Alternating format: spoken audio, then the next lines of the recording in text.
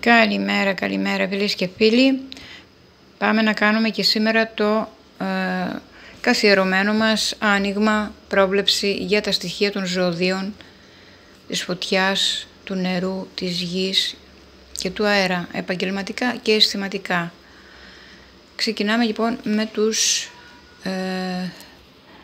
της φωτιάς. Εδώ λοιπόν μας λέει ότι έχετε άνοδο στα οικονομικά σας, μια νέα συμφωνία έρχεται. Σας περιμένει πάρα πολύ καλή εξέλιξη. Στα αισθηματικά σας θέλετε να ξεκαθαρίσετε, λέει, τα θέλω σας, πώς θα προχωρήσετε σήμερα.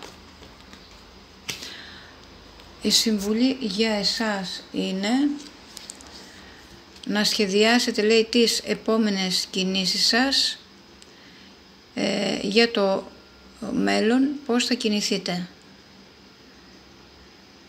Έτσι, γιατί πάντα πρέπει να κάνουμε σχεδιασμό, λέει, πριν προχωρήσουμε.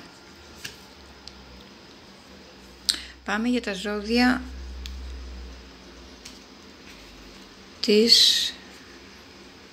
του νερού. Και εσείς εδώ σήμερα θα έχετε βοήθεια οικονομική, έρχεται βοήθεια έξτρα, κάποια χρήματα που δεν τα περιμένετε, και στα αισθηματικά σας κρατάτε αποστάσεις, δεν θέλετε κάτι σταθερό από ό,τι βλέπω, γιατί ακόμη είσαστε σε φάση θεραπείας. Απλά περνάτε καλά στα ερωτικά σας. Ακόμα δεν έρχεται κάτι σταθερό. Η συμβουλή λοιπόν για εσάς είναι ότι μην στενοχωριέστε και μην αναβάλλετε έτσι κάποιες καταστάσεις να περάσετε όμορφα, γιατί θα προκύψουν αυτές οι καταστάσεις, και να είστε έτοιμοι να αρπάξετε τις ευκαιρίες αυτές που έρχονται για να περάσετε όμορφα ή σε ό,τι άλλο επίπεδο σας βγει. Πάμε για τα ζώδια λοιπόν της γης.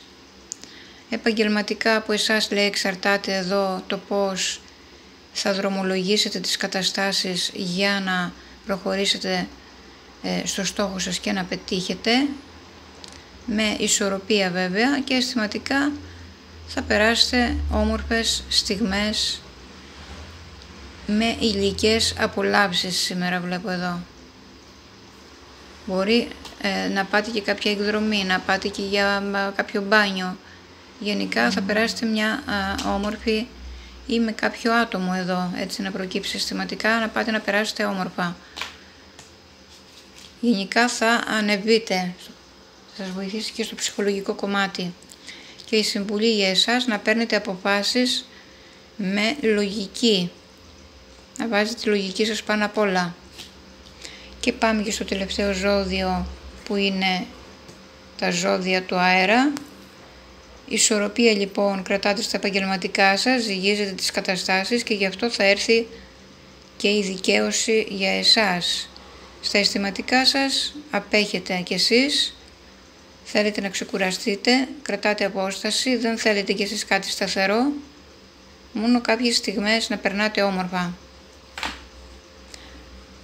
Η συμβουλή για εσάς: περιμένετε τα πράγματα να αποκαλυφθούν,